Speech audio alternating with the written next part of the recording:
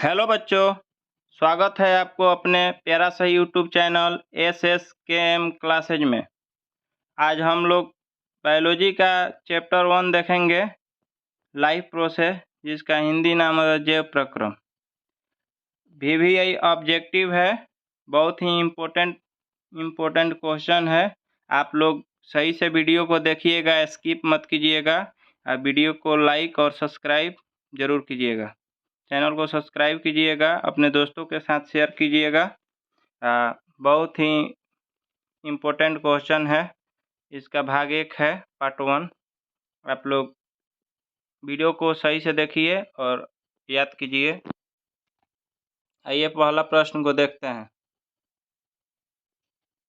तो पहला प्रश्न हमारे बीच है, किस जीव में हीमोग्लोबिन नहीं होता है?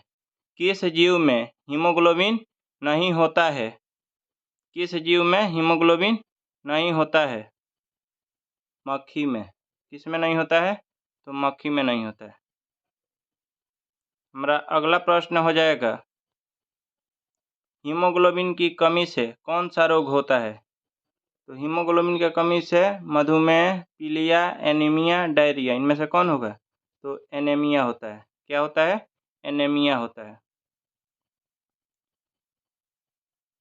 अगला हमारा प्रश्न है, प्रसिद्ध पुस्तक द माइक्रोग्राफिया किनके द्वारा लिखी गई थी? रॉबर्टसन के द्वारा, ब्राउन के द्वारा, डार्विन के द्वारा, रॉबर्ट हुक के द्वारा। किसके द्वारा? तो रॉबर्ट हुक के द्वारा लिखी गई थी।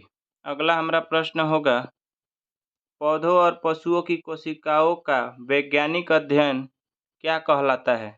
क्या कहलाता है? अनुवांशिकी, कोशिका विज्ञान, साइटोजेनेटिक्स, ऊतक विज्ञान। ऊतक विज्ञान। तो क्या कहलाता है? कोशिका विज्ञान कहलाता है। नेक्स्ट प्रश्न हो जाएगा हमारा, मानव हृदय घिरा हुआ है पेरिकार्डियम से, कार्डियम से, जाइलम से, फ्लोएम से, प्लाज्मा से। किससे घिरा हुआ होता है? तो पेरिकार्डियम से घिरा हुआ होता है। Option A, pericardium. हमारा अगला प्रश्न है, रक्त इनमें किसकी उपस्थिति के कारण लाल दिखता है? रक्त इनमें किसकी उपस्थिति के कारण लाल दिखता है? तो हीमोग्लोबिन के कारण हम लोग का रक्त कैसा दिखता है? लाल दिखता है। हमारा अगला प्रश्न है, शुद्ध या ऑक्सीजनित रक्त को हृदय से शरीर के विभिन्न भागों में ले जाने वाली रक्त वाहिनियाँ कहलाती है? धमनियाँ, शिराएँ, आलिंद, निलय। क्या कहलाती है? तो धमनियाँ कहलाती है। हमारा अगला प्रश्न है, पादप में जाइलम उत्तरदायी है जल वाहन के लिए, भोजन का वाहन के लिए, अमीनो अम्ल का वाहन के लिए, ऑक्सीजन का वाहन के लिए। तो पादप में जाइलम उत्तरदायी होता है किसके लिए? तो जल के वाहन के लिए, जल को ले जाने का कार्य करता है। 9 नंबर प्रश्न को देखेंगे, स्वपोषी पोषण के लिए, स्वपोषी पोषण के लिए आवश्यक है chlorophyll, Surya Prakash, carbon dioxide तथा जल। इनमें से सभी। तो हमारा ऑप्शन हो जाएगा इनमें से सभी, क्योंकि स्वपोषी पोषण के लिए आवश्यक यह सभी है। अगला हमारा प्रश्न होगा 10 नंबर, किस प्रकार के श्वसन में अधिक ऊर्जा निकलती है? किस प्रकार के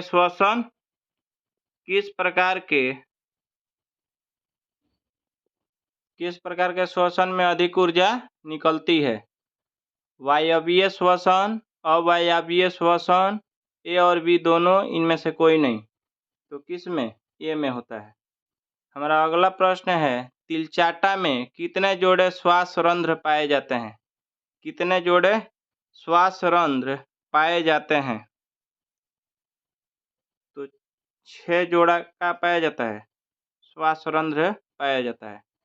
हमारा अगला प्रश्न हो जाएगा,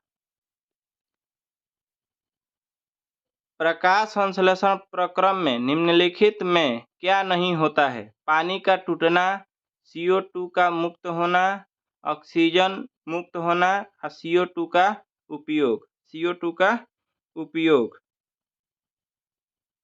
तो इसमें से होता है CO2 का मुक्त होना। का प्रकाश संश्लेषण प्रक्रम में CO2 का मुक्त होना यह नहीं होता है।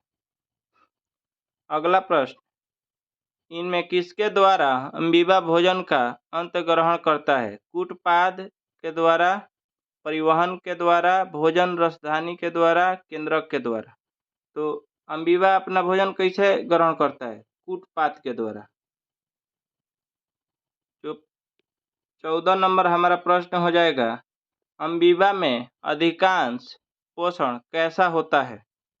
अमीबा में अधिकांश पोषण कैसा होता है? शाकाहारी, अंतर्ग्रहण, सर्वाहारी, स्वपोषी। स्वपोषी तो कैसा होता है? तो अंतर्ग्रहण होता है। हमारा अगला प्रश्न है, मछलियाँ किस अंग द्वारा श्वसन करती है?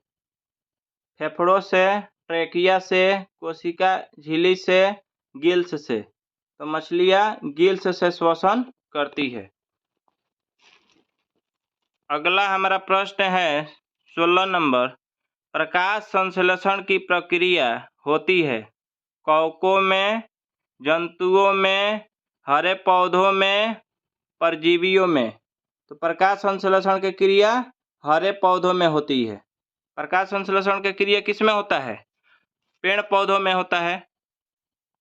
नेक्स्ट प्रश्न को देखेंगे, मनुष्य में सांस लेने और छोड़ने की क्रिया को क्या कहा जाता है? क्या कहा जाता है? तो श्वासन, श्वासोच्छ्वास, निश्वासन, निश्वासन। तो क्या कहलाता है? तो हमारा ऑप्शन हो जाएगा बी, श्वासोच्छ्वास। हमारा अगला प्रश्न है, आणविक ऑक्सीजन के उपलब्ध नहीं होने से पाइरूवेट का परिवर्तन जंतुओं में किस यौगिक में होता है? लैक्टिक अम्ल, इथेनॉल, साइट्रिक अम्ल, ग्लूकोज। किस में होता है? लैक्टिक अम्ल में। हमारा अगला प्रश्न होगा, पौधों में गैसों के आदान प्रदान के लिए रहते हैं जड़, रंध्र, तना, टहनी। तो गैसों के आदान प्रदान करने के लिए क्या रहते हैं? रंध्र रहते हैं। क्या रहते हैं? रंध्र। तो हमारा ऑप्शन क्या हो जाएगा? बी। हमारा अगला और नेक्स्ट प्रश्न हो जाएगा 20, एक कोशिकीय शैवालों में जल का परिवहन होता है प्रासरण द्वारा, चालनी नलिकाओं द्वारा, विसरण द्वारा, डी नंबर जाइलम द्वारा। तो किसके द्वारा? विसरण द्वारा होता है, ऑप्शन सी। हमारा नेक्स्ट प्रश्न हो जाएगा, पानी एवं घुलित खनिज का पौधों में स्थानांतरण होता है जाइलम नलिकाओं द्वारा, फ्लोएम द्वारा, मृदुतक द्वारा, दृढ़ता द्वारा। तो किसके द्वारा होता है? तो जाइलम नलिकाओं द्वारा होता है। नेक्स्ट प्रश्न होगा, पौधों में खाद्य पदार्थों का स्थानांतरण किस रूप में होता है? किस रूप में होता है? ग्लूकोज, सुक्रोज, स्टार्च और प्रोटीन द्वारा। तो किसके द्वारा होता है? तो पौधों में खाद्य पदार्थों का स्थानांतरण सुक्रोज के द्वारा होता है। हमारा नेक्स्ट प्रश्न है, पौधों में किस क्रिया के द्वारा बाहरी वातावरण से ऑक्सीजन कोशिकाओं को पहुंचाता है? विसरण, किण्वन, प्रकाश संश्लेषण, ए और बी दोनों। तो किसके द्वारा? तो विसरण के द्वारा ऑक्सीजन को क्या करता है? पहुंचाता है। हमारा नेक्स्ट प्रश्न है, चालनी नलिकाएं पाई जाती है। चालनी नलिकाएं पाई जाती है जंतुओं में, जाइलम में, फ्लोएम में, एक कोशिकीय पौधों में। तो किस में होता है?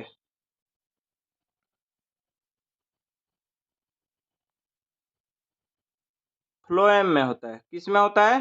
फ्लोएम में होता है। हमारा नेक्स्ट प्रश्न है, आरबीसी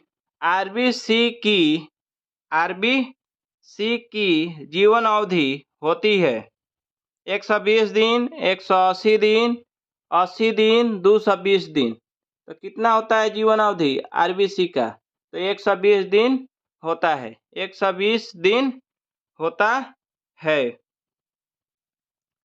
नेक्स्ट प्रश्न होगा, निम्नलिखित में कौन सा संवहन ऊतक है? एपिडर्मिस, फ्लोएम, जाइलम, ए और बी दोनों। तो इसमें क्या होगा? ए और बी दोनों हो जाएगा हमारा। नेक्स्ट प्रश्न होगा हमारा, प्रोटोजोआ उत्सर्जी पदार्थों का निष्कासन कैसे करता है? कैसे करता है? प्रासरण द्वारा, विसरण द्वारा, अवशोषण द्वारा, निष्कासन द्वारा। किसके द्वारा? तो विसरण के द्वारा करता है। हमारा नेक्स्ट प्रश्न है, फ्लोएम ऊतकों द्वारा कार्बोहाइड्रेट का परिवहन होता है ग्लूकोज के रूप में, फ्रुक्टोज के रूप में, लैक्टोज के रूप में और सुक्रोज के रूप में। तो किसके द्वारा होता है? तो सुक्रोज के रूप में होता है। नेक्स्ट प्रश्न होगा हमारा, पौधों में गैसों का आदान प्रदान किसके द्वारा होता है? रंध्र द्वारा, जड़ द्वारा, तना द्वारा, टहनी द्वारा। एक बार प्रश्न डबल टाइप हो गया है, सॉरी। किसके द्वारा होता है? रंध्र द्वारा होता है। हमारा नेक्स्ट प्रश्न है, निम्न में सबसे तेज हृदय धड़कन किसका होता है? व्हेल का, चूहा का, हाथी का और आदमी का। तो सबसे अधिक हृदय धड़कन किसका होता है? चूहा का होता है। किसका होता है? चूहा का। अगला प्रश्न है, मनुष्य के ट्रेकिया पाए जाते हैं उपास्थि के बने अपूर्ण वलय, क्यूटिकल के बने अपूर्ण वलय। तो किसके बने होते हैं? कैसे पाए जाते हैं? तो उपास्थि के बने अपूर्ण वलय। सॉरी, थोड़ा आवाज में प्रॉब्लम होगा, माफ कीजिएगा लो, एडजस्ट कीजिएगा लो, इसके लिए क्षमा चाहते हैं। हमारा अगला प्रश्न है, निम्नलिखित में कौन ट्रिप्सिन एंजाइम का कार्य है? वसा का पाचन, कार्बोहाइड्रेट का पाचन, प्रोटीन का पाचन, डी नंबर इनमें से सभी। तो ये क्या होता है? प्रोटीन का पाचन ट्रिप्सिन एंजाइम का कार्य है। अगला हमारा प्रश्न होगा, मुख गुहा में आहार का कौन सा भाग का पाचन होता है? प्रोटीन का, कार्बोहाइड्रेट का, वसा का, न्यूक्लिक अम्ल का। तो किसका पाचन होता है? तो कार्बोहाइड्रेट का पाचन होता है। ऑक्सीजन का वाहक कौन है? डब्ल्यूबीसी, लसिका, आरबीसी, इनमें से कोई नहीं। तो कौन है? आरबीसी है। हमारा अगला प्रश्न है, न्यूक्लियस शब्द किनके द्वारा दी गई है? न्यूक्लियस शब्द किनके द्वारा दी गई है? रॉबर्ट ब्राउन, रॉबर्ट हुक, प्लाड और बिरचाउ किसके द्वारा? तो रॉबर्ट ब्राउन के द्वारा क्या दिया गया था? न्यूक्लियस शब्द दिया गया था जिस समय कोशिका का खोज हुआ था। अगला हमारा प्रश्न हो जाएगा, सजीव जीवधारी द्वारा किस प्रकार की नाइट्रोजनी वर्ज्य पदार्थ कचरा का उत्सर्जन होता है? अमोनिया, यूरिक अम्ल,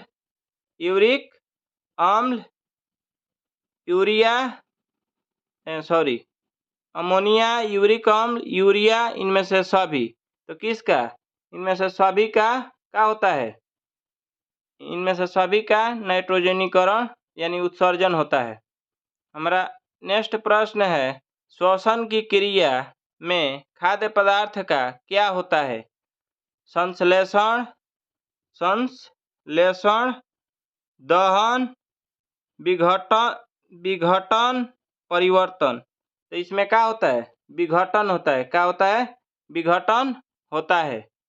मेरा नेक्स्ट प्रश्न होगा, अवायवीय श्वसन कोशिका के किस भाग में होता है? किस भाग में होता है? माइटोकॉन्ड्रिया, कोशिका द्रव्य, हरितलवक, कोशिका झिल्ली। तो ये किस में होता है? तो ये कोशिका द्रव्य में होता है। घोंघा किस समुदाय का प्राणी है? घोंघा किस समुदाय का प्राणी है? Mollusca, Echinodermata, Protochordata, Annelida. तो किसके? तो मोलस्का के समुदाय का ये प्राणी है। हमारा नेक्स्ट प्रश्न होगा, अड़हुल किस प्रकार का फूल है? अड़हुल किस प्रकार का फूल है? द्विलिंगी, एकलिंगी, दोनों, इनमें से कोई नहीं। तो क्या होगा? द्विलिंगी होगा। क्या होगा? द्विलिंगी होगा। थोड़ा मिस्टेक है टाइपिंग में, सुधार लीजिएगा लोग। नेक्स्ट प्रश्न को देखेंगे, तंत्रिका तंतु की उत्पत्ति किस प्राथमिक ऊतक द्वारा होता है?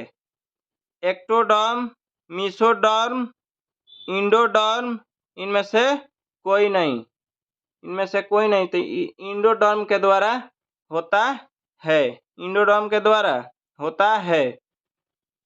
मनुष्य में, अगला प्रश्न, मनुष्य में वृक्क एक तंत्र का भाग है जो संबंधित है पोषण, श्वसन, उत्सर्जन से, परिवहन से। तो किससे संबंधित है? वृक्क उत्सर्जन से संबंधित है। नेक्स्ट प्रश्न है, मनुष्य में वृक्क निम्न में से किससे संबंधित है? पोषण, श्वसन, परिवहन, उत्सर्जन। अभी देखें तो किससे संबंधित है? उत्सर्जन से संबंधित है। नेक्स्ट प्रश्न को देखा जाए, एक कृत्रिम वृक्क नाइट्रोजनी अपशिष्ट उत्पादों को रुधिर से किस प्रक्रिया द्वारा निकालने की युक्ति है? सॉरी, क्वेश्चन में थोड़ा मिस्टेक लग रहा है। एक कृत्रिम वृक्क नाइट्रोजनी अपशिष्ट उत्पादों को रुधिर से किस प्रक्रिया द्वारा निकालने की युक्ति है?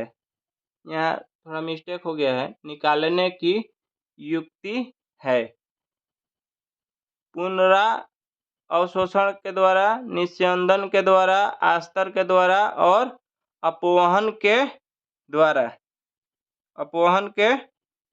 तो किसके द्वारा? इसमें अपवहन के द्वारा ही इसका निकालने की युक्ति है।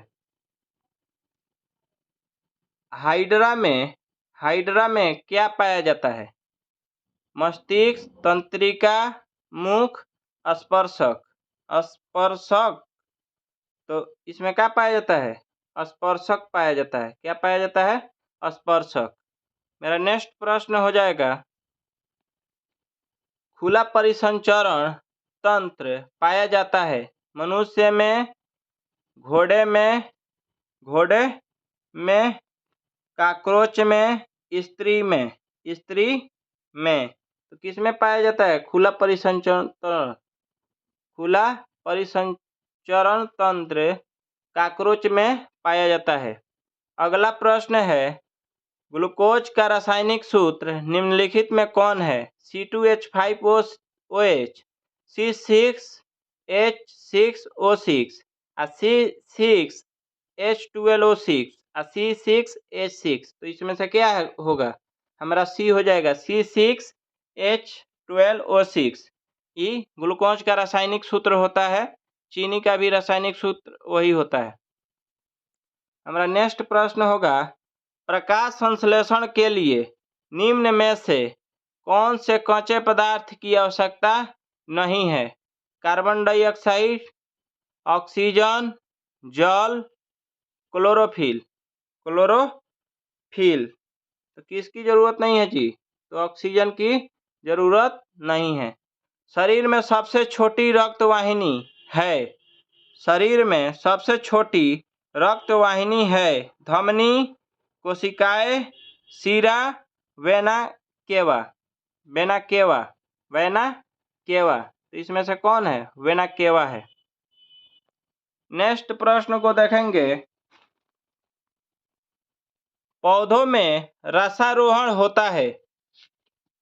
कैम्बियम, कार्टेक्स, जाइलम और फ्लोएम। तो क्या होता है? जाइलम होता है। प्यारे बच्चों, अगर आपको यह वीडियो पसंद आया हो तो लाइक ज़रूर कीजिएगा, कमेंट कीजिएगा कैसा लगा, और चैनल पर नए हैं तो चैनल को सब्सक्राइब कीजिएगा और अपने दोस्तों में शेयर कीजिएगा। चैनल को सब्सक्राइब करने से हमको और उत्साह होता है वीडियो बनाने के लिए, इसलिए आप इस चैनल को सब्सक्राइब करें, अपने दोस्तों में ज़रूर शेयर करें ताकि आपके दोस्त भी पढ़ पाएँ। धन्यवाद।